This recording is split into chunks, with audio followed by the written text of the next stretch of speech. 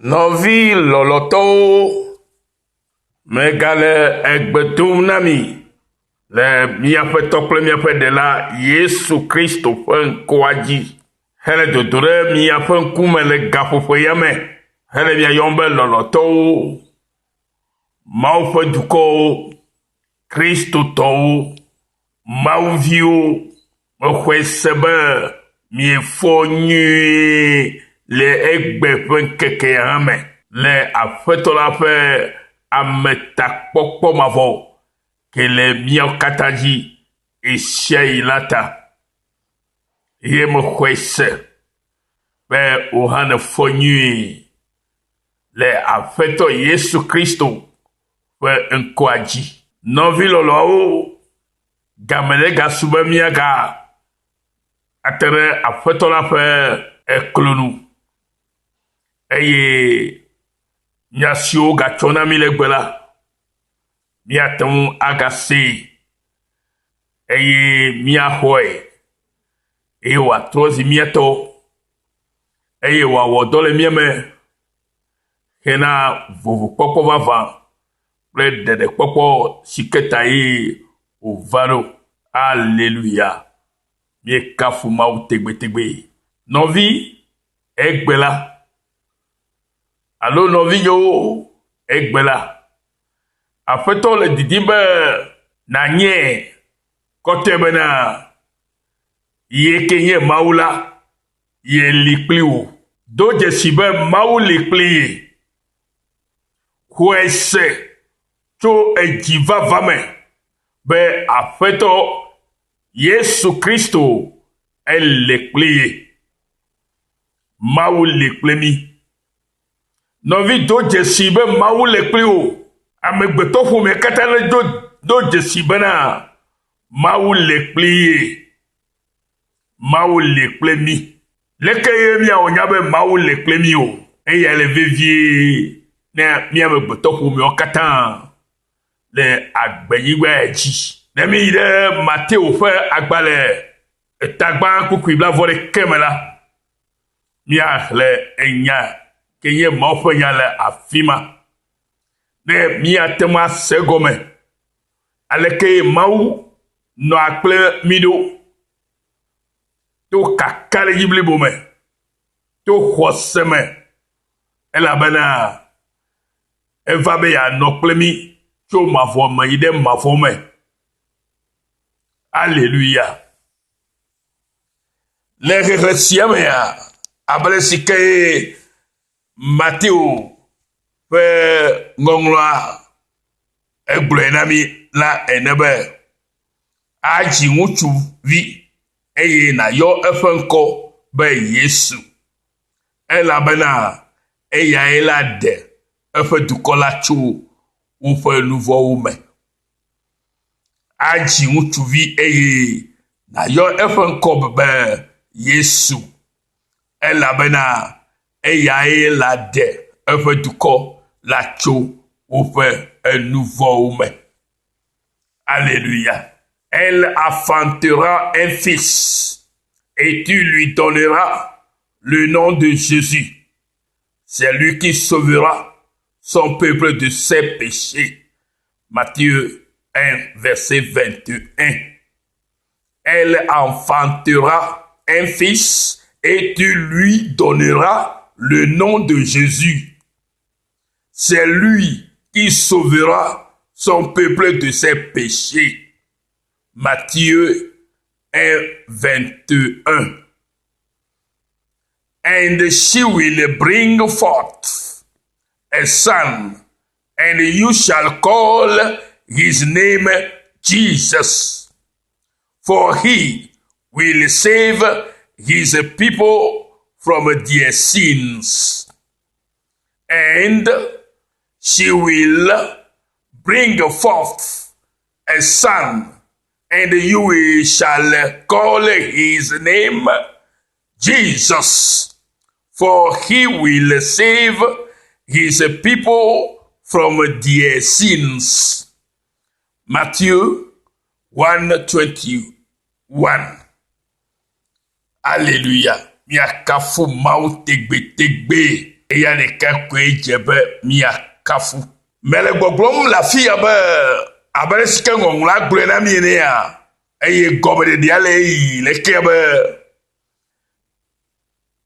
wodo ŋugbe na mia dada Maria eye wòva me, eye si ke wòva me la, esrɔ̃a ke nye Yosefa edi be ya aɖe asi le Maria ŋu, gake gbɔgbɔ kɔkɔe va ƒoe ɖe nu bena ne se Mawu ƒe gbe bena efu si ke ye esrɔ̃a Maria fɔ la, gbɔgbɔ kɔkɔe ƒe efu ye bena Mawue ɖi to eya ma dzi be yava xixe sia me ne yava ɖe eƒe dukɔ ke nye eƒe nuwɔwɔwo la le woƒe nu vɔ me.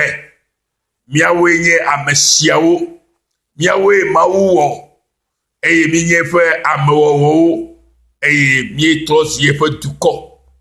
Ekpɔ be eƒe dukɔ ge dze nu vɔ me le to maɖomaɖo ta, eya ta ye ŋutɔ ɖi va eye wòva eye Mawu ƒe gbɔgbɔ le gbɔgblɔm be adzi Maria adzi ŋutsuvi eye wònayɔ eƒe ŋkɔ be Yesu, elabena eyae la ɖe eƒe dukɔ la tso woƒe nu vɔwo me. Woƒe nu vɔwo me. Yesu ye nye eya ke ɖena me tsoa ame ƒe nu vɔwo me. Ame ƒe nu vɔwo me. Seul Jésus est celui-là qui sauve son peuple de ses péchés. Péchés au pluriel. Ses péchés. Jésus est le seul unique sauveur qui sauve son peuple que lui-même a créé. Parce que à cause de la désobéissance, nous tous, nous sommes devenus des pécheurs. Mais par la grâce du Seigneur Jésus, nous sommes sauvés. Parce qu'il est descendu vers nous. Et il est né uniquement pour sauver tous les pécheurs. Pour nous sauver. C'est pour cela qu'il est descendu jusqu'à nous sur terre, pour nous sauver de tous nos péchés. Jesus has been born for one important thing that we know all, that he has come to save his people from their sins. From their sins. Because we have disobeyed our Lord. And being in that disobedience, we will die and go to hell. But glory be to God. Through his grace, he has come to us. Jesus has been born or bring forth as a son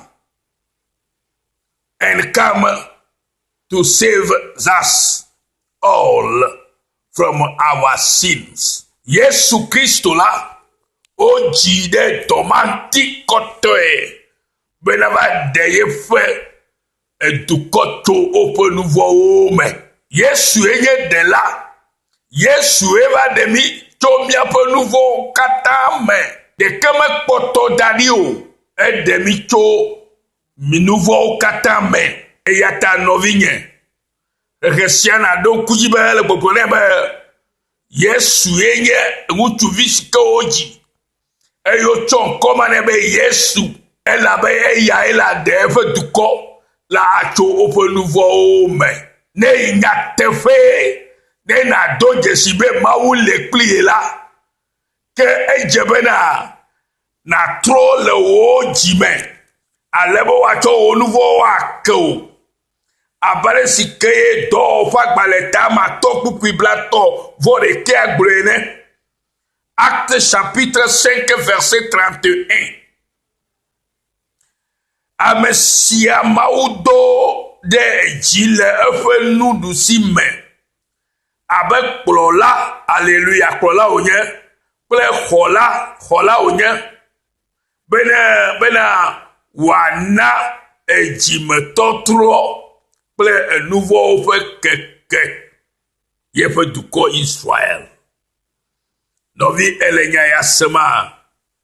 Seigneur ba Yesu Kristo de. Ye vabere. Ya de va de mille mia po nouveau ka o me po nouveau me. Ela be eyenye amesika odolechi odo le ma po lusime. Avec plola pe khola ene. Bena wato eyamaji atole amefejime. Bena watocho amefe nouveau ake. Amese mesike tro le efe jimela. Wacho efe nouveau ake. Eyata na nyebe Yesu. Na nye Yesu ale Yesu yongbela. Ye komebe tro le jiome. Yoto nouveau ke. Elabe Yesu va. Bena yade ye mio kenye pe duko lo mo pe duko la cho mia pe nouveau me e doma e va wo de nye plota e do la segome mele gbogbo e do la segome. I want you to understand this good news. Je veux que tu puisses comprendre cette bonne nouvelle que Jésus est le seul qui est venu et c'est lui que Dieu a élevé à sa droite et il est devenu notre sauveur, notre rédempteur et il nous a donné la repentance afin que tous nos péchés soient pardonnés par lui seul. C'est pour cela qu'il est venu. Et tu dois comprendre ceci, mon frère et ma sœur, qu'il est né pour cela. Il est venu pour ôter le péché du monde, comme Jean l'a confirmé, que voici l'agneau de Dieu qui ôte le péché du monde. Jésus a ôté nos péchés. Il l'a ôté. Et si tu crois, et quand tu te repens, tes péchés seront pardonnés à jamais. Parce que Jésus est venu pour ôter le péché de tous ceux qui croient en lui. Parce qu'il est né pour cela. Il est né pour venir, il est né pour enlever tous nos péchés, pour nous pardonner dans sa grâce, frères et sœurs. Vous devez comprendre que la parole de Dieu est le message qui vient de Dieu. Et tu dois le comprendre avec la sagesse que tu as reçue de Dieu. Pour que la connaissance de sa parole puisse être révélée en toi, afin que tu sois celui-là. Comme Jésus a dit dans Jean, chapitre 15, verset 3, que vous êtes déjà purs à cause de la parole que je vous ai annoncée. La parole que je vous annonce ici, c'est la parole de vie, la parole par laquelle nous sommes réellement sauvés. Parce que la parole nous a dit, elle enfantera. Jésus est déjà né 2000 ans, plus de 2000 ans maintenant. Et son nom est Jésus. Et c'est lui qui nous a sauvés en tant que son peuple de tous nos péchés. Comme Matthieu chapitre 1, verset 21 le confirme. Et si tu lis aussi dans le livre de Luc chapitre 1, verset 31, c'est de la même manière. Alléluia. Et si tu lis dans le livre des Actes chapitre 4, verset 12, et je peux lire ça en éveil. Et il y a un bois de keme kokola le o. Et la bena un kobu bois de keme le jifuate si wana amegbeto le esime o le be mi akpo kokola le o. Negbe Yesu de kapen kwame kwe kokoale. Only by the name of Jesus that we have been saved and become a Christian, because there is no other name in under earth or under heaven that we may be saved, but only by Jesus Christ, the name who is above all names. Mon frère et ma sœur, le nom de Jésus, le seul nom qui est au-dessus de tout nom, car la parole de Dieu le dit, le confirme bien, qu'il y a plus de noms sous les cieux par lesquels nous serons sauvés. Mais le seul nom que nous avons, c'est Jésus-Christ de Nazareth, qui nous sauve de tous nos péchés. C'est lui notre sauveur, d'éternité en éternité. Et par là, tu dois connaître que Dieu est avec toi. C'est parce que la parole a confirmé. Emmanuel veut dire Dieu est avec nous. Dieu peut être avec toi, mon frère, ma sœur, quand tu te repens et tes péchés te sont pardonnés. Dieu serait toujours avec toi. Et c'est pour cela que la parole a dit que si Dieu est pour nous, qui sera contre nous? If God is for us, who can against us? Nobody. Nobody. Donc, vignez, maoule miagidi ameka chitre miatuma amareke meliu. Et yataye na nyabe maoule pli. Maoule plemi. Na nyabe senya ya gome. Ben Yesu fait un cautionné. Et toda sisiketa valola. Ye nyabe ba de miao kenye un nouveau lole miapo nouveau me. Ne ya womi amajojio na mau le ye toloki me kenye maua. Ela be mau de kakweli me ya me veyu. Alléluia. No vigne le loto et nyae ma be edo la segomena be Joseph son époux qui était un homme de bien et qui ne voulait pas la diffamer se proposa de rompre secrètement avec elle. Comme il y pensait, voici un ange du Seigneur lui apparut en songe et dit: Joseph, fils de David, ne crains pas de prendre avec toi Marie, ta femme, car l'enfant qu'elle a conçu vient du Saint-Esprit. L'enfant qu'elle a conçu vient du Saint-Esprit, vient de Dieu. Et elle enfantera un fils. Et elle enfantera un fils. Adjimutuvi. Et tu lui donneras et nanankwebe Yesu. Tu lui donneras le nom de Jésus. C'est lui qui sauvera son peuple de ses péchés.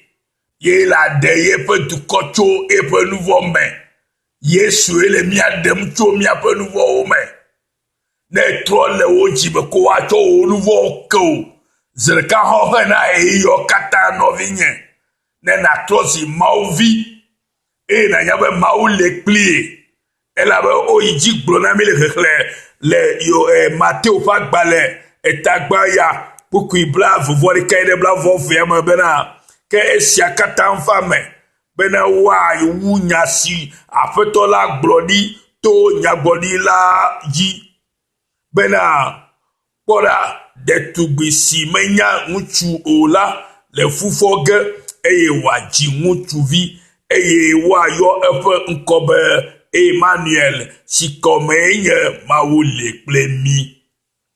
Yesu ye Emmanuel la. Ne exɔ Yesu ƒe dɔ si ke wòwɔ ɖe mía amegbetɔ katã ta si ke nye enuvɔ ƒe tsɔtsɔke le si ke míese gɔme be ye va eye va ku ɖe míaƒe nuvɔwo ta eye mía hã mítrɔ le míaƒe dziwo me mígbe nu le míaƒe amenyenye gbɔ eye wotrɔ dzi mí le gbɔgbɔ me eye mítrɔ zi ya tɔ la womagadzi mí zi vezitɔzitɔzi ne o abe ke Nikodeme gblɔ na Yesu ne be yi matɔ trɔ yi ɖe ye dada ƒe dɔ me o eye nyateƒe gblɔ dzidzi si wogblɔ la wogblɔ be gbɔgbɔme ƒe dzidziwo wogblɔ ne afi ma eya ta nanya be womedzi ame ze ve o ne wodzi wo le gbɔgbɔme le Yesu me la ye gɔme na elɔ eye wotsɔ nuvɔwo woke o elabe trɔ le wo dzi me ame sia ame ke trɔ le eƒe dzi me la wotsɔ eƒe nuvɔwo ke eye ame ma meganye nuvɔ la ke o ke etrɔ zi Mawu ƒe vi le blibo dede me eya ye Mawu nana anyi kpli ame mawo ye Mawu nana anyi kpli ame mawo ye gblɔ be Emmanuel Mawu le kple mi aleluya nya be Mawu le kpli wo nɔvinye ne nase nu yawo gɔme elabe ne trɔ dzi me ko la wotsɔ wo nuvɔ ke o elabe ame si ke va la Yesu la ye tsɔ ye nye eva ye nye ame si ke la ɖe yeƒe dukɔ si mi ye tso miaƒe nuvɔwo me eye wòwɔe hã bena aleluya ne kplo miaxɔe se ko la ne nye kplo mi xɔe se ko la miakpɔ Mawu ƒe amenɔnɔ kpli leke Mawu nɔ akla mea ala do dzesi le ɖoko ƒe agbe me elabe Yesu la ke va ɖe mi tso miaƒe nuvɔ me la ye gɔme azɔ la Mawu le kple mi Mawu le kpli wo nɔvinye eɖo la do dzesi kɔtɔe bena Mawu le kpli le agbalẽ nyasiawo me le nyasiawo me eye menye ame bubu aɖeke me xɔxɔ la le o la Yesu Kristo ɖeka me koe eye ne be trɔ le wo dzi me ne ableke ye edɔ ƒe agbalẽ agblɔ ne ɖi evɔ ko hã ekpɔ xɔxɔ wotsɔ wo atrɔ le dzi me koa ke nuvɔwo la wotsɔ ke o abeleke dɔ ƒe agbe le gblɔe na mi ene bena ame sia Mawu do ɖe dzi le eƒe nuɖusi me abe kplɔla kple xɔla ene bena wòana edzimetɔtrɔ haleluya edzimetɔtrɔ nɔvinye ye wɔnɛ kple enuvɔwo ƒe keke yeƒe dukɔ ke mi nye nɛ haleluya ya trɔ dzime koa wotsɔ wo nuvɔwo katã ke o eye magawɔ nuvɔ ke o eye Mawu le kpli la magawɔ nuvɔ ke o nɔvinye nu ma me di be nase wobe Yesu va ɖe mi tso miaƒe nuvɔwo me de ses péchés va ɖe mi tso nuvɔwo me nous a sauvés de nos péchés from their sins. Save his people from their sins. C'est comme une idée. Mais elle va de mi tso miaƒe nuvɔwo me le wo dzi me tɔtrɔ megbe dome wobe trɔa dzi me zitɔ ne ziatɔwo zi ɖeka ko trɔna dzi me yotsɔ ame ƒe nuvɔ me kena me koa wotrɔna zi Mawu ƒe vi eye Mawu nɔna kple ame loo Mawu li kple mi ame siwo katã trɔ le woƒe dzi me eye wotsɔ woƒe nuvɔwo ke wo la Mawu le kpli wo. Voilà do dzesi be Mawu le kpli ye. Na ame si ke Mawu le kpli la, eɖu nu vɔ̃ dzi. Elabe menye nu ya ƒe gbɔgbɔ mi xɔ o. Vɔvɔ ƒe gbɔgbɔ mi xɔ o. Menye be Yesu be ɖu nu vɔ̃ dzi o yo. Eɖu nu vɔ̃ dzi na mi. Eya ta ye oyi ɖe ku me ye wogba fɔ ŋkeke to agbe ɖo. Eya ta nɔvi se nya sia gɔme nyuie ne natrɔ le wo dzi megbe eye woatsɔ wo nu vɔ̃ ke o. Elabena ame ɖewo mele trɔ le woƒe dzime la wogblɔ be nu vɔ̃ la ko mi nye, nu vɔ̃ la ko mi nye. Elabe womenya leke wotrɔ le dzime o. Alo wogbe be yewomatrɔ dzime o. Nu ke menyo la ye ko gba wɔna. Ye wogblɔ be meva le kuku na Mawu. Mawu tsɔe kem gba wɔ eke. Eɖe kuku menye nene wosubɔna Mawu ma o. Ŋusẽ le ya ma si. Elabe dɔ ma ti ko eva ɖo be yava de mi le miaƒe nu vɔ̃wo me be miatɔ zi ye tɔ. Ne miatɔ ƒo nu na ye. Miatɔ do gbe ɖa na ye. Eye miatɔ bia nu si ke nye miaƒe hiahiã ye. Eye nya miaƒe hiahiãwo ye ana mi. Elabe be mi yɔ ye. Ko la ya tɔ na mi. Ebe mi yɔ ye. Yeƒe to me ku o. Yeƒe abɔ me to ɖe me o. Vɔ nu ke nana be ye matɔ se wo gbedodo la nye bena na nye nu vɔ̃ wɔla. Nu vɔ̃ Mawu melɔa nu vɔ̃ wɔla be enye nu vɔ̃ enye nu ka mɔxenu le Mawu kple amegbetɔ ke nye nu vɔ̃ wɔla dome. Vɔ Kristo va ɖe egli kpoa ɖi ɖa. Egli ke nye nu vɔ̃ ƒe glia ɖi. Kristo va ɖe ɖi ɖa. Ne trɔ dzime ko xɔe se koa ke ege ɖe Mawu me. Evɔ meganye nu vɔ̃ wɔla o. Etrɔ zi ɖeɖekpɔla ke le Mawu me. Eye woayɔ be Mawu vi elabe Mawu le kpli wo. Mawu le kpli mi. Emmanuel, Mawu le kpli mi lo. Mawu le yra mi kem be mi se nya sia gɔme le Kristo Yesu ƒe ŋkɔa dzi. Ke mi se mia nɔvi Yesu yo. Oyira Mawu lolo avɔa dziɖula le Kristo Yesu denala me. Tso True Forgiveness Mission Australia. Anyigba dzi na towoviwo katã le afi sia afi lo. Mawu le yra mi geɖe. Ke miagblɔ be eyi za ɖe lo. Bye bye.